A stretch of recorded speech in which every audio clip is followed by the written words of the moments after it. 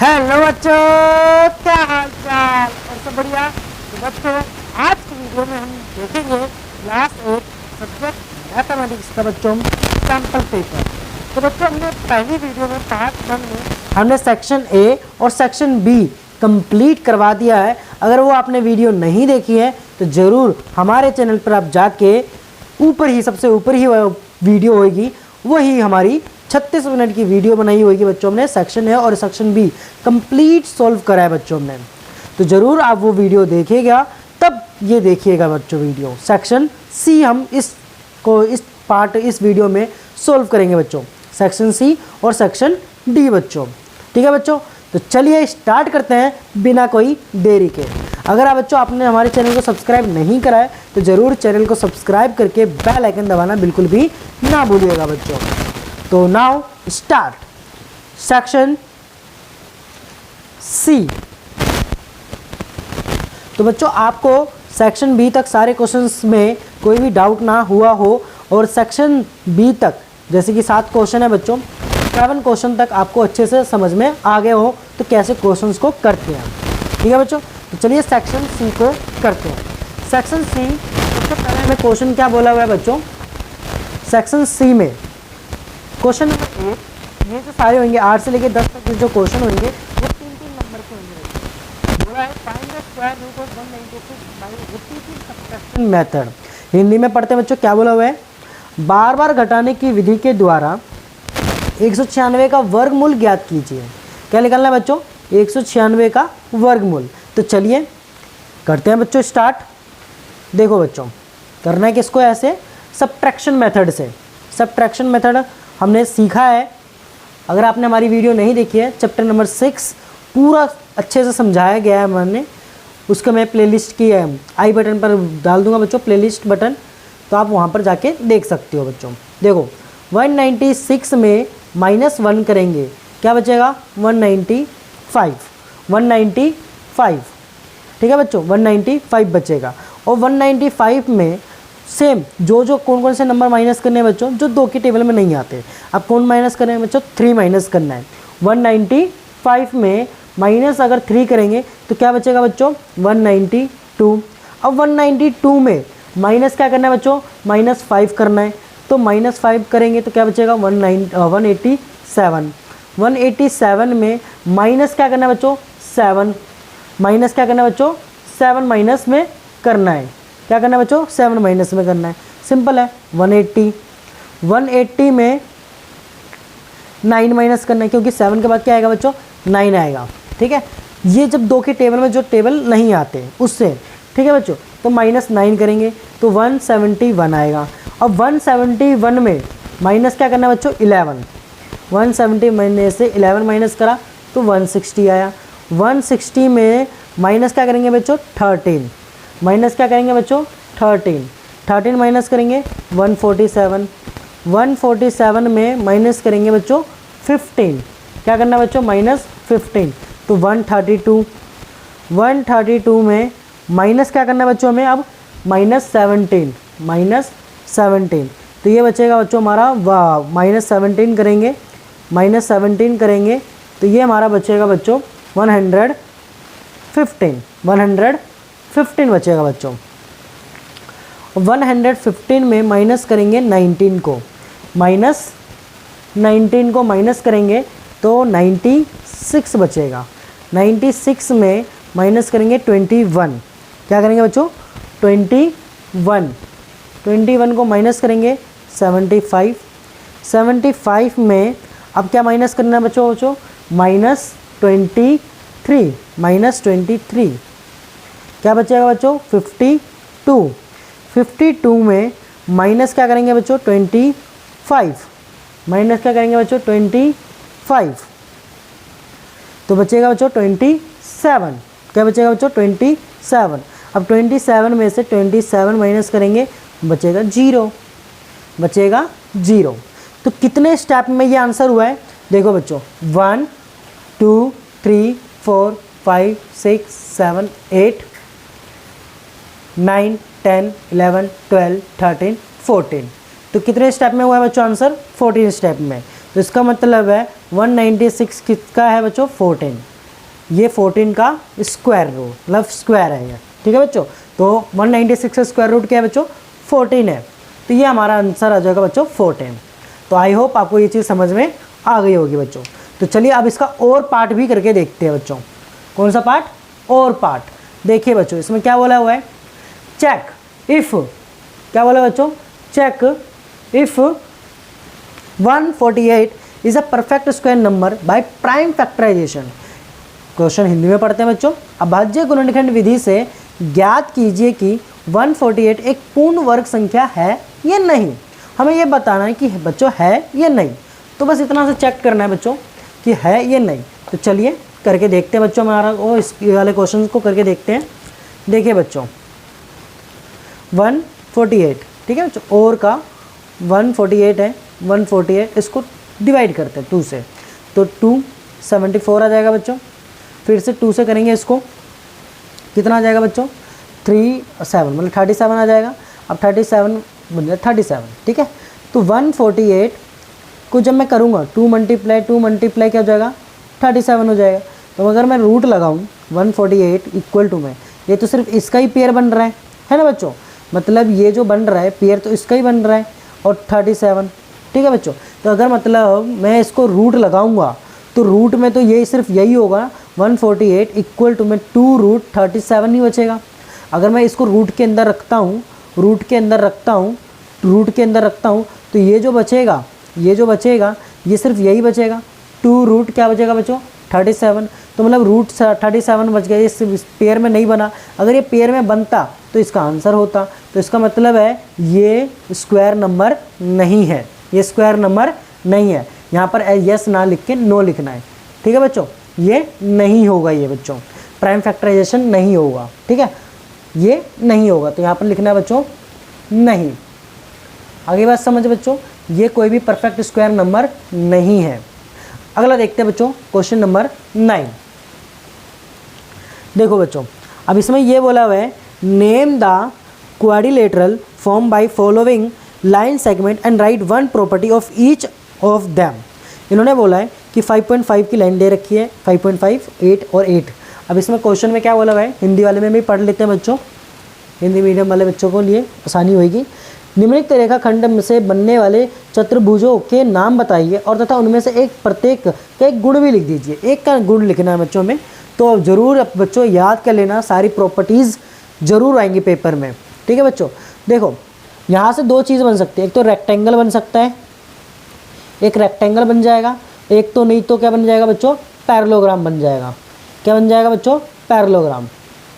क्या बनेगा बच्चों? पैरेललोग्राम। एक तो रेक्टेंगल बन सकता है, एक पैरेललोग्राम बन सकता है। लेकिन हमें इस क्वेश्चन में ये नहीं दे रखा कि राइट एंगल बनेगा।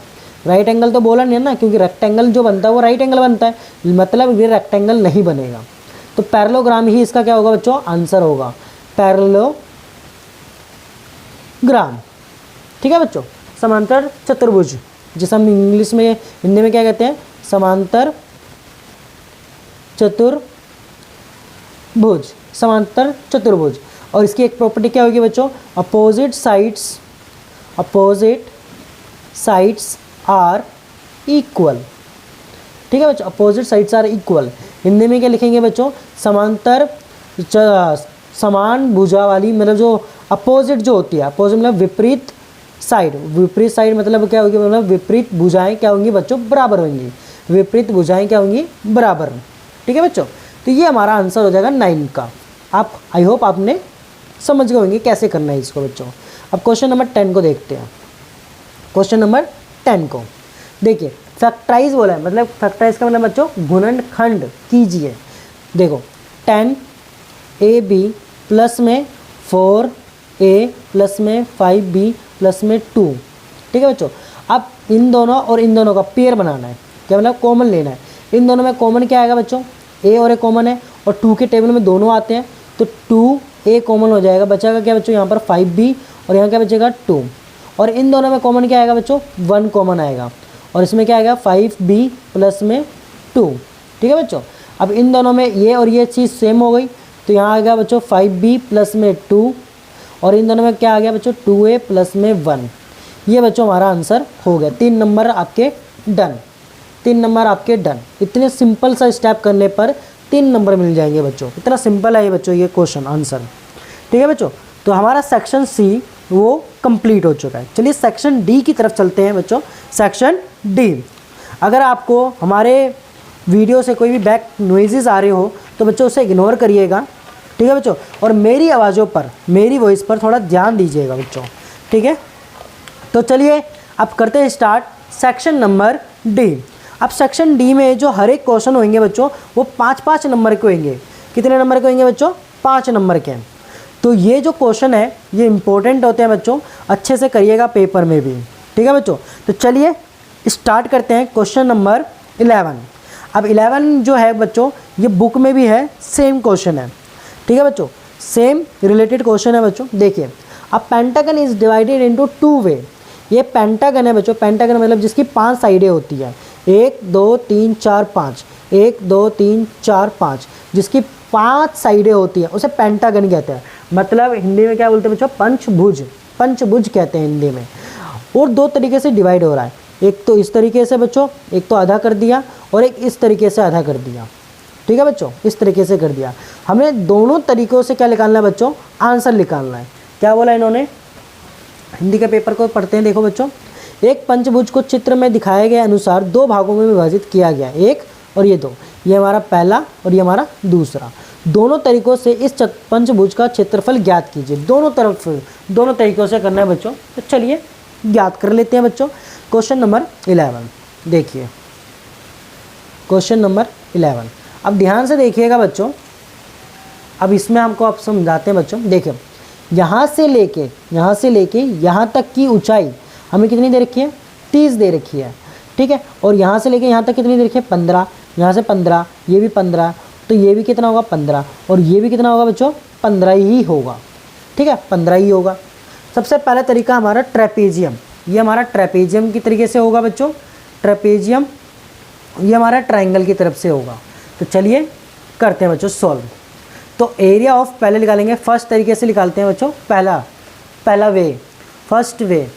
ठीक है बच्चों, तो हम निकालते हैं area of trapezium. Area of trapezium. अब इसमें देखो ध्यान से, इसमें 2 ट्रेपेजियम बन रहे, 1 और ये 2।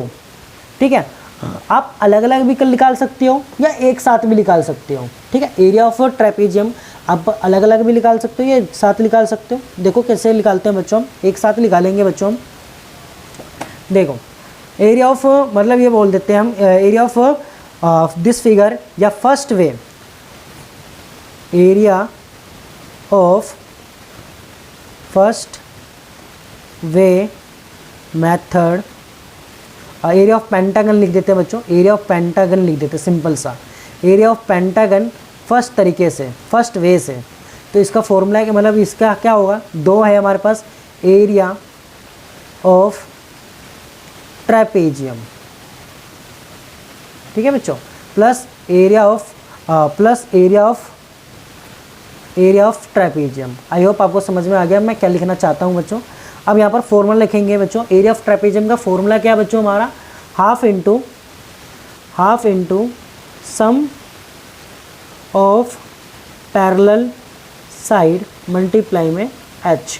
यहाँ पर प्लस लगाया तो plus half sum of parallel side into h। ठीक है बच्चों, अब यहाँ पर लिखेंगे हाफ। अब parallel, sum of parallel side कौन कौन सी है? ध्यान से देखना बच्चों। देखो, ये साइड और ये साइड क्या होगी बच्चों? पैरेलल साइड होगी। ये पूरी 30 है और ये कितनी है बच्चों? 15 है।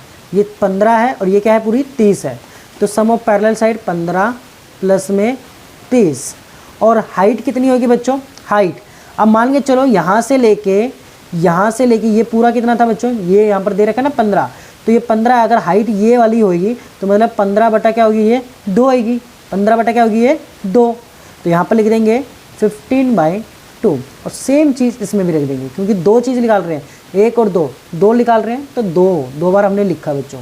हाफ 15 प्लस में 30 और इंटू 15/2। ठीक है बच्चों, अब देखते सोल्व करते हैं इनको। तो यहाँ पर ये इन दोनों को प्लस करेंगे तो 45 और ये मल्टीप्लाई में 15, तो 45 मल्टीप्लाई में 15 और 2 2 जा 4 आ जाएगा। ठीक है बच्चों, प्लस का साइन, ये सेम चीज़ 45 मल्टीप्लाई 15 अपॉन में 4 आ जाएगा। ठीक है, अब दोनों को क्या कर देंगे बच्चों, दोनों को क्या कर देते हैं, मल्टीप्लाई, और फिर क्या करेंगे बच्चों, डिवाइड कर देंगे। 45 को अगर मैं 15 से क्या करूँगा बच्चों, 15 से मल्टीप्लाई करूँगा तो क्या आएगा 675 अपॉन में 4, प्लस सेम चीज़ है तो 675 अपॉन में 4 आ जाएगा।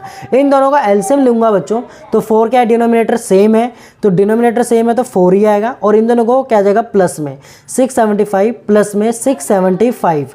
अब 675 को और 675 को अगर मैं दोनों को प्लस करता हूँ तो क्या आएगा बच्चों हमारा 1350, मतलब 1350, तो 1350 आ जाएगा। अगर मैं 4 से, अब यहाँ पर नीचे 4 था बच्चों, अगर 4 से मैं डिवाइड करता हूँ तो मेरा क्या आएगा 337.5, इतना आंसर बच्चों हमारा आएगा बच्चों। ठीक है, और ये किस में दे रखा था, मीटर में दे रखा था, तो यहाँ पर आ जाएगा स्क्वायर मीटर आंसर हो जाएगा। ये जो था ये फर्स्ट तरीके से था, ये फर्स्ट वे से, area of pentagon first way से। अब निकालेंगे बच्चों हम सेकंड वे तरीके से, दूसरे तरीके से निकालेंगे, क्योंकि 5 नंबर का है, दोनों तरीके करने हैं। ठीक है बच्चों, दोनों तरीके करने हैं। एरिया ऑफ पेंटागन सेकंड वे। ठीक है, अब सेकंड वे सबसे पहले क्या आएगा बच्चों, अब इसमें ध्यान से देखिए क्या क्या चीज़ें बन रही है। यहाँ पर देखो बच्चों, एक ये तो एक स्क्वायर बन रहा है और एक क्या बन रहा है, ये ट्रायंगल बन रहा है, स्क्वायर प्लस में ट्रायंगल। तो निकालते हैं बच्चों, एरिया ऑफ ट्रायंगल प्लस में एरिया ऑफ स्क्वायर, अब देखो एरिया ऑफ ट्रायंगल का फॉर्मूला क्या है बच्चों, half into base into height, plus area of square का फॉर्मूला क्या है बच्चों, साइड मल्टीप्लाई साइड। ठीक है बच्चों, अब देखो हाफ इंटू बेस कितना है बच्चों, ध्यान से देखिएगा, देखो ये भी 15, ये भी 15, ये भी 15 और ये भी कितना होगा बच्चों, 15 ही होगा, तो बेस तो हमारी कितनी होगी 15 मल्टीप्लाई। अब यहाँ से लेके यहाँ तक, ये यहाँ से लेके यहाँ तक पूरा 30 था, तो यहाँ से लेके यहाँ तक 15 है, और यहाँ से लेके यहाँ तक भी कितना होगा बच्चों 15 ही होगा, तो 15 प्लस साइड तो पता ही है बच्चों 15 मल्टीप्लाई में 15। अब देखो दोनों को मल्टीप्लाई करेंगे कितना आएगा 225 आएगा बच्चों, क्योंकि 15 का स्क्वायर अपॉन में 2 प्लस में 225। अब जब इसको हम सॉल्व करेंगे बच्चों, अब देखो 225 को अगर मैं 2 से डिवाइड करूँगा तो मेरा क्या आएगा बच्चों 112.5 प्लस में 225 को प्लस करूँगा तो मेरा सेम रिजल्ट आएगा जो पिछले बार आया था, मतलब जो पीछे आया था बच्चों, फर्स्ट तरीके से जो आंसर आया था सेम आएगा रिजल्ट। जब मैं ऐसे करूँ, जब मैं ट्रेपेजियम की तरह करूँ, दोनों तरीके से मेरा आंसर जो आएगा बच्चों सेम आएगा। यहाँ पर आपको पूरे 5 नंबर मिल जाते हैं जब आप इस तरीके से सॉल्व करते हो इस क्वेश्चंस को। ठीक है बच्चों, तो आई होप क्वेश्चन नंबर 11 आपको अच्छे तरीके से समझ में आ गया है। तो चलिए अब क्वेश्चन नंबर 12 को करते हैं बिना कोई देरी के। ठीक है बच्चों, तो आई होप आपको समझ में आ रहा होगा बच्चों। अगर यहाँ तक समझ में आ गया है तो चैनल को सब्सक्राइब करना और बेल आइकन दबाना बिल्कुल भी ना भूलिएगा, क्योंकि अगली वीडियो का नोटिफिकेशन आपके सीधे मोबाइल पर तुरंत पहुँचे और आप तुरंत देख सको। ठीक है बच्चों, तो चलिए नेक्स्ट क्वेश्चन करते हैं, क्वेश्चन नंबर 12। अब ध्यान से देखिएगा बच्चों, Aniket deposit an amount of 50, यहाँ पर क्या लिखो, देखो 50,000 इन अ बैंक। तो अनिकेत जो है वो अपनी बैंक में 50,000 रुपये जमा करवाता है। The bank offer the 10% rate of interest compound annually. अब कंपाउंड क्या बोल रहा है, एनुअली बोलता है। कंपाउंड एनुअली में बहुत ही फ़ायदा होता है बच्चों, क्योंकि ब्याज पर भी ब्याज मिलता है, ये कंपाउंड इंटरेस्ट पे। ठीक है बच्चों, how much interest will Aniket get after 1 year, also find the principal for second year, compound interest after 4 years. तो हमें क्या निकालना है बच्चों, फर्स्ट और सेकंड तरीके, 2 क्वेश्चन निकालने हैं हमें, प्रिंसिपल फॉर सेकंड ईयर और कंपाउंड इंटरेस्ट आफ्टर 4 ईयर्स। तो चलिए फर्स्ट तरीका देखते हैं। कंपाउंड इंटरेस्ट का फॉर्मूला क्या होता है बच्चों, कंपाउंड इंटरेस्ट का फॉर्मूला होता है बच्चों A इक्वल टू में P 1 प्लस में R अपॉन में 100 अपॉन में T। ठीक है बच्चों, T मतलब टाइम, P मतलब प्रिंसिपल, A मतलब अमाउंट, R मतलब रेट। ठीक है, अब देखो हमें क्या निकालना है, अमाउंट निकालना है। क्या निकालना है बच्चों, हमें प्रिंसिपल फॉर सेकेंड ईयर, तो ये निकालना है। तो कितना निकलेगा, ध्यान से देखिएगा। देखो 50,000 तो हमें ये दे रखा है प्रिंसिपल, प्लस में 1 अपॉन में 10 अपॉन में 100। ठीक है बच्चों, 1 अपॉन में 100। अगर मैं यहाँ पर क्या बोला है, after 1 year how much interest will Aniket get after 1 year. देखो यहाँ पर 1 लिखेंगे तो यहाँ पर क्या हो जाएगा, 50,000 मल्टीप्लाई, इन दोनों का एलसीएम लेंगे बच्चों, 1 लिखा है यहाँ पर 1 ईयर। ठीक है, इन दोनों का एलसीएम लेंगे, कितना हो जाएगा 110 अपॉन में 100 हो जाएगा। 10 से 10 कैंसिल करेंगे, इधर से 10 कैंसिल करेंगे, तो A इक्वल टू में कितना आ जाएगा 50,000, ये 5,000 हो जाएगा बच्चों। 5,000 मल्टीप्लाई में 11, तो ये कितना हो जाएगा 50,000। ठीक है, मतलब 55 ये जाएगा, तो क्या हो जाएगा बच्चों, ये आंसर आ जाएगा हमारा। तो 5,000 को जब मैं 11 से मल्टीप्लाई करूँगा तो कितना हो जाएगा मेरा 55,000 हो जाएगा। कितना आंसर हो जाएगा 55,000। ये तो पहले का ये आंसर हमारा निकल के आ गया बच्चों। ठीक है, जो सेकंड ईयर में मतलब सेकंड शुरुआत में जो मेरा प्रिंसिपल होगा वो 55,000 ही होगा, 55,000 ही होगा। ठीक है, क्योंकि मान के चलो कि एक साल में जो हमें इंटरेस्ट मिला वो जुड़ के अगले साल में हो जाएगा, तो प्रिंसिपल मेरा सेकंड ईयर में 55,000 हो जाएगा बच्चों। कितना हो जाएगा 55,000। तो अब सेकंड करते हैं बच्चों। देखो अब सेकंड क्या बोला हुआ है, a compound interest after 4 years. तो सेकंड में देखते हैं बच्चों। देखो A इक्वल टू में P 1 प्लस में R अपॉन में 100 और T। फॉर्मूला हमारा ये रहा, A इक्वल टू में प्रिंसिपल हमें दे रखा है बच्चों 50,000, 1 अपॉन में 10 अपॉन में 100 और यहाँ लिख देंगे बच्चों 4। यहाँ क्या लिखेंगे बच्चों 4। तो A 50,000 मल्टीप्लाई, अब इनका एलसीएम लेंगे तो 110/100 हो जाएगा बच्चों अपॉन में 4। एलसीएम लेना आता है ना बच्चों। देखो जैसे कि यहाँ पर 1 प्लस में 10/100 है, एक नीचे लिखा, एलसीएम लिया 100, एक के टेबल में 100 कितने पर आता है 100 पर, 100 यहाँ लिखा प्लस में 10, तो ये 110 हो गया बच्चों। ठीक है, 110/100 हो गया। सेम चीज़ यहाँ पर करिए। अब 10 से 10 कैंसिल करेंगे तो यहाँ जाएगा 50,000 मल्टीप्लाई 11/10, 11/10, 11/10, 11/10, 11/10, क्योंकि 4 बार बोला है तो 4 बार हमने लिख दिया इसको। ठीक है बच्चों, 11/10, 11/10, 11/10, 11/10। अब 10 से 10 कैंसिल, 10 से 10 कैंसिल, 10 से 10 कैंसिल, 10 से 10 कैंसिल। ठीक है, अब यहाँ पर देखो 5 मल्टीप्लाई 11 मल्टीप्लाई 11 मल्टीप्लाई 11 मल्टीप्लाई 11। अब ये हो गया हमारा ये चीज़। अब सबको क्या करना है बच्चों, मल्टीप्लाई कर दो, सिंपल है। 5 को सबसे पहले हम 11 से मल्टीप्लाई करेंगे तो हमारा 55 आ जाएगा। 11 5 55, 55 को अगर मैं 11 से मल्टीप्लाई करूँगा तो मेरा आ जाएगा 605। 605 को अगर मैं 11 से मल्टीप्लाई करूँगा मेरा आ जाएगा 6,655। 6,655 फिर से 11 से मल्टीप्लाई करूँगा मेरा आ जाएगा 73,205। मेरा क्या आ जाएगा 73,205। ये तो मेरा अमाउंट निकल के आया टोटल। अब प्रिंसिपल भी और क्या निकल के आया मेरा इंटरेस्ट भी, दोनों मिला के अमाउंट पूरा निकल के आया। लेकिन हमें क्या निकालना क्या है, कंपाउंड इंटरेस्ट। कंपाउंड इंटरेस्ट मतलब चक्रवृद्धि ब्याज, चक्रवृद्धि ब्याज। तो कंपाउंड इंटरेस्ट इक्वल टू में क्या होता है बच्चों, अमाउंट माइनस में प्रिंसिपल। अमाउंट माइनस में प्रिंसिपल। अमाउंट कितना है बच्चों 73,205 माइनस में 50,000। 50,000 50,000। अब जब मैं इसको माइनस करूंगा तो कितना आएगा बच्चों मेरा आंसर 23,205। 23,205 ये मेरा कंपाउंड इंटरेस्ट निकल के आया। इतना मेरे को इंटरेस्ट मिलेगा इस चीज़ पर। तो ये 23,205 रुपये मेरे को इंटरेस्ट मिलेगा। 5 नंबर का क्वेश्चन है बच्चों, बहुत ही अच्छे तरीके से आपको नंबर मिल जाएंगे 5 नंबर के। ठीक है बच्चों, तो आई होप आपको ये चीज़ आगे होगी समझ में। क्वेश्चन नंबर 12 भी हमारा डन। तो अब चलते हैं बच्चों क्वेश्चन नंबर 12 के ही और पार्ट को भी करते हैं। कौन से पार्ट को बच्चों? और 12 का और।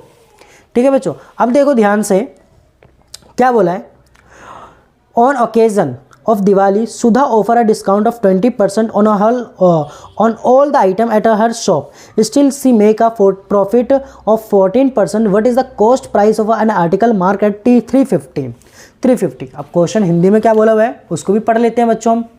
देखो, दीपावली के अवसर पर सुधा अपनी दुकान की सभी वस्तुओं पर 20% की छूट दे देती है, फिर भी उसे 14% का क्या होता है बच्चों? लाभ होता है। बढ़िया बात है बच्चों, मतलब वो पहले जो है अपनी कोई भी कुछ भी बेचती है वो सामान, उसके ऊपर 20% की छूट दे देती है, लेकिन तब भी वो कितना रुपये कमा लेती है? 14% की लाभ कमा लेती है वो।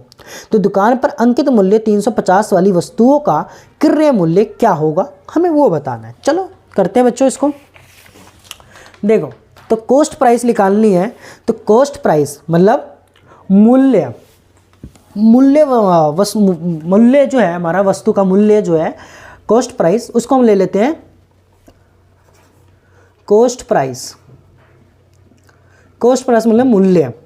ठीक है, वस्तु का मूल्य जो होगा, वस्तु का मूल्य, उसको हम क्या लेते हैं बच्चों? एक्स ले लेते हैं, एक्स ले लेते हैं।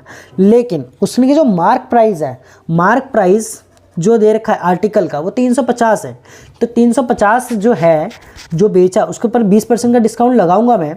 मान के चलो मार्क प्राइस मतलब एमपी जो दे रखा है मैं, मार्क प्राइस अगर मैं 350 है, उसके ऊपर 20% का डिस्काउंट लगाऊं, तो 350 मल्टीप्लाई 20/100 लिखेंगे, तो 10 से 10 कैंसिल, 10 से 10 कैंसिल, तो मेरा आंसर आ जाएगा 70। कितना आ जाएगा बच्चों? 70। अगर मैं आफ्टर डिस्काउंट, आफ्टर डिस्काउंट, तो आफ्टर डिस्काउंट मतलब डिस्काउंट के बाद, डिस्काउंट के बाद की प्राइस कितनी हो जाएगी? 350 में से 70 को माइनस करूंगा तो मेरा आ जाएगा 280। कितना आ जाएगा बच्चों? 280 आ जाएगा। सिंपल सी कैलकुलेशन है, 280। अब इन्होंने ये बोला कि 14% का क्या होता है? मेरा लाभ भी होता है। 14% का क्या होता है बच्चों? लाभ भी होता है। तो मान के चलो अगर उसने सेल करा, सेलिंग प्राइस, सेलिंग प्राइस क्या होगी बच्चों? एक्स होगी। और उसने क्या बोला? प्रॉफिट कितना होता है बच्चों? प्रॉफिट कितना होता है? प्रॉफिट होता है 14%। कितना होता है बच्चों? 14%। वो किस पर होता है?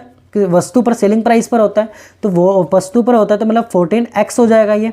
ठीक है, अब मान के चलो जब उन दोनों को प्लस करूंगा तब मेरी क्या निकल के आएगी? कॉस्ट प्राइस निकल के आएगी। कॉस्ट प्राइस कैसे निकलती है बच्चों? सेलिंग प्राइस, सेलिंग मतलब कॉस्ट प्राइस, मूल्य वस्तु कैसे निकलती है? सेलिंग प्राइस को प्लस में प्रॉफिट को क्या करूंगा? प्लस कर दूंगा, तो ये निकल के आएगी x प्लस में 14x/100। तो क्या निकल के आएगा बच्चों? 100x प्लस में 14x अपॉन में क्या हो जाएगा बच्चों? 100। तो ये हो जाएगा हमारा 114x अपॉन में 100, 1 में 14x अपॉन में 100, ये हो गया। अब ये जो हुआ, ये तो निकल के आई क्या बच्चों? हमारी कॉस्ट प्राइस इतनी होगी। आफ्टर डिस्काउंट के बाद मेरा कितना निकल के आया अमाउंट? 280। कितना निकल के आया? 280। तो इसको क्या लिख देंगे बच्चों हम? 280 के बराबर में लिख देंगे। देखो 114x इक्वल टू में 100 इक्वल टू में 280, 280। तो x बराबर में क्या हो जाएगा बच्चों? 280 मल्टीप्लाई में 100 अपॉन में 114, 114। ठीक है, देखो सिंपल सी बात है, कोई एक वस्तु है जो मार्क प्राइस जो हमें दे रखी है, मतलब मार्क प्राइस का मतलब है बच्चों कि अंकित मूल्य, दुकान पर जो अंकित मूल्य है इसकी कीमत जो है वो 350 रुपये है। अब मान लो चलो एक किताब है, उसके ऊपर कीमत कितनी है? 350 बोल रखा है दुकानदार ने, और उसके ऊपर 20% की वो क्या करता है? वो छूट देता है। 20% की छूट देता है, मतलब 280 रुपये हो गए। ठीक है, आफ्टर डिस्काउंट के बाद कितने हो गए? 280। लेकिन दुकानदार 20% की डिस्काउंट देने के बाद भी, छूट देने के बाद भी वो 14% क्या कर रहा है? लाभ कमा रहा है। मतलब उसने प्राइस तो बढ़ा दिया होगा मेरे ख्याल से, है ना? मतलब जो किताब की जो प्राइस है वो बढ़ा दी होगी। तो इसका मतलब है जब मैं उसको सेल करूंगा, सेलिंग प्राइस क्या है? एक्स हो गई।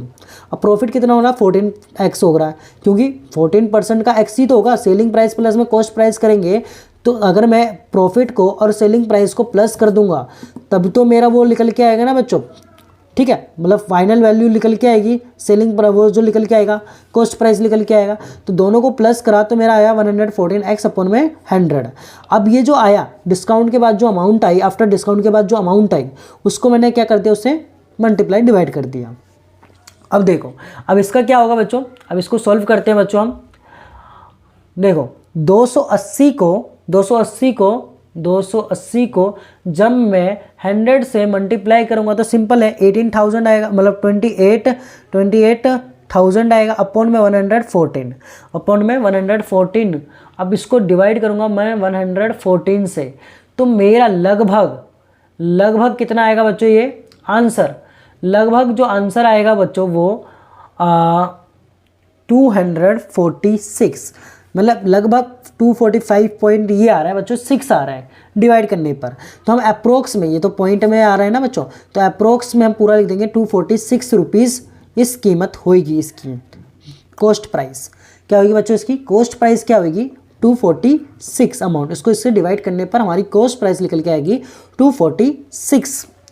आई होप ये क्वेश्चन नंबर 12 आपको समझ में आ गया होगा। नहीं समझ में आया होगा तो बच्चों वापस बोल देना, हम वापस समझा देंगे बच्चों। तो चलिए अगला क्वेश्चन को सॉल्व करते हैं बच्चों। क्वेश्चन नंबर 13 को सॉल्व करते हैं बच्चों। देखिए क्वेश्चन नंबर 13 में क्या बोला हुआ है, the following table show the distance travel by a car at a different time during a day. तो इसमें ये बोला हुआ है, क्वेश्चन नंबर 13 को देखते हैं। निम्न तालिका एक दिन में अलग अलग समय पर एक कार द्वारा तय गई दूरी दर्शाती है। समय और तय की गई दूरी, ठीक है। सुबह 9 बजे, सुबह 10 बजे, सुबह 11 बजे, दोपहर के 12 बजे और दोपहर के 1 बजे। 50, 150, 200, 250, 275, ठीक है। तो बना देते हैं बच्चों इसको हम। देखो बच्चों आपको ये क्या करना है, ग्राफ बनाना है। यहाँ पर लिखा है ना बच्चों, draw the graph for the above information. उपरोक्त जानकारी के लिए ग्राफ बनाइए, ठीक है बच्चों। तो हम बना देते हैं, ये बन गया हमारा वाई एक्सिस और ये हमारा बन गया एक्स एक्सिस, ठीक है बच्चों। ये हमारा एक्स एक्सिस और यहाँ पर डाल देंगे बच्चों किंक, क्या डाल देंगे, किंक डाल देंगे। किंक डाल देंगे क्यों, क्योंकि 9 बजे बोला हुआ है। तो बच्चों यहाँ पर ध्यान से देखिएगा, यहाँ पर हम डालेंगे डिस्टेंस, यहाँ पर डालेंगे बच्चों क्या, डिस्टेंस ट्रैवल डालेंगे और यहाँ डाल देंगे बच्चों टाइम, ठीक है। अब अप्रोक्स में डाल देते हैं बच्चों, यहाँ पर 9 बज रहे हैं, यहाँ बज रहे हैं 10, यहाँ 11, यहाँ 12 और यहाँ 1, ठीक है बच्चों। और यहाँ पर हम जो टाइम लेंगे बच्चों वो क्या ले लेते हैं, 25 का ले लेते हैं। 25, 50, 75, 100, 125, ठीक है, 125, 150, 175, 200, 225, 250, ठीक है, और 275 ये हमने ले लिया बच्चों। और ये 300। अब देखो 9 बजे की स्टार्टिंग क्या है, 9 बजे के 50 है, तो 9 बजे का 50 यहाँ आ जाएगा बच्चों। 10 बजे कितना है बच्चों, 150, तो 150 हमारा बच्चों यहाँ पर हो जाएगा, 150 हमारा यहाँ पर हो जाएगा 150, ठीक है बच्चों, 150 हो गया हमारा। 11 बजे कितना है बच्चों, 200 यहाँ हो जाएगा बच्चों हमारा, लगभग यहाँ पर हो जाएगा। आप ग्राफ पर बनाओगे तो सही बनाओगे बच्चों। 12 बजे हमारा लगभग यहाँ हो जाएगा, ठीक है। और 1 बजे हमारा 275, वो और भी ऊपर चला जाएगा यहाँ पर। तो ये हमारा इस तरीके से हमारा ग्राफ बन रहा है, ठीक है। ये हमारा इस तरीके से ग्राफ बन रहा है। ये यूनिफॉर्म नहीं है बच्चों, ठीक है, नॉन यूनिफॉर्म है ये बच्चों। ये हमारा इसके 5 नंबर आपको पक्का मिल जाएंगे। यहाँ पर बच्चों एक्स एक्सिस लिखना है, यहाँ वाई एक्सिस लिखना है, ठीक है बच्चों। सारी चीज़ें लिखे, आंसर आपको पूरे के पूरे मिल जाएंगे। ये हमारा क्वेश्चन नंबर 13 हो गया। अब इसका और पार्ट भी देख लेते हैं बच्चों, और पार्ट भी देख लेते हैं। देखो और पार्ट में क्या बोला हुआ है, the government counted the number of elephant in the forest during the year and represented graphically as a show in below. देखो इसमें क्या बोला हुआ है बच्चों, सरकार ने कुछ वर्षों के दौरान जंगल में हाथियों की संख्या की गणना की और इसे भिन्न अनुसार ग्राफिक रूप में दर्शाया भी है बच्चों। तो चलिए देख लेते हैं बच्चों हम इसका। पहला क्वेश्चन क्या बोला हुआ है, during which consecutive year the equal number of elephant were counted. इसमें बोला है किन लगातार वर्षों के दौरान हाथियों की संख्या बराबर थी। हाथियों की संख्या 2011 और 2012 में क्या थी बच्चों, बराबर थी, 2011 और 12 में। तो इसका पहले आ जाएगा आंसर 2011 और 2012। 2011 और 2012 में जो हाथियों की संख्या थी वो क्या थी बच्चों, बराबर थी। सेकंड देखते हैं बच्चों, वर्ष 2013 में हाथियों की संख्या का 2014 का हाथियों की संख्या से अनुपात कीजिए। यहाँ पर बोला है find the ratio of the number of elephant in the year 2013 and to date 2014। तो 2013 और 2014, 2013 में कितने थे बच्चों, 230, और 2014 में कितने थे बच्चों, 200। ठीक है, 200। ठीक है, इसमें क्या बोला है, 2013 से 2014 की क्या करना है, कंपैरिजन करना है। क्या करना है, 2013 से 2014 की तरफ। तो 2013 में कितने थे, 230 थे, और 2014 में कितने 2014 में कितने थे, 200 थे। तो कंपैरिजन करना है, 0 से 0 कैंसिल, तो 23:20 आंसर हो जाएगा। थर्ड देखते हैं बच्चों, थर्ड देखते हैं। अब गिने हुए हाथियों की अधिकतम और न्यूनतम संख्या के बीच का अंतर निकालना है। क्या निकालना है बच्चों, अंतर निकालना है, सबसे ज़्यादा और सबसे कम। Find the difference between the maximum and minimum number of elephant counted. सबसे ज़्यादा कौन सा है बच्चों, सबसे ज़्यादा बच्चों हमारा 230 ही है, 230, और सबसे कम कौन सा बच्चों हमारा 190। तो 230 में से 190 जाएगा, 190 जाएगा तो कितना बचेगा बच्चों, 40। आंसर आ गया बच्चों। ठीक है, ये हमारा सेक्शन नंबर डी भी कंप्लीट हो चुका है। डी हमारा कंप्लीट हो गया। सेक्शन हमारे ए, बी, सी और डी कंप्लीट हो चुका है बच्चों। तो आई होप आपको यहाँ तक अच्छे से समझ में आ गया होगा बच्चों। सेक्शन जो हमारा बच रहा है ई पार्ट, उसको हम नेक्स्ट वीडियो में सॉल्व करेंगे बच्चों। यहाँ तक अगर आपको अच्छे से समझ में आ गया है तो ज़रूर चैनल को सब्सक्राइब कर लेना, बेल आइकन दबा लेना, और ज़्यादा से ज़्यादा बच्चों तक शेयर कर देना। अपने दोस्तों के साथ ज़रूर शेयर करना बच्चों। तो मिलते हैं अपनी अगली वीडियो में। आज के वीडियो के लिए बस इतना ही। धन्यवाद।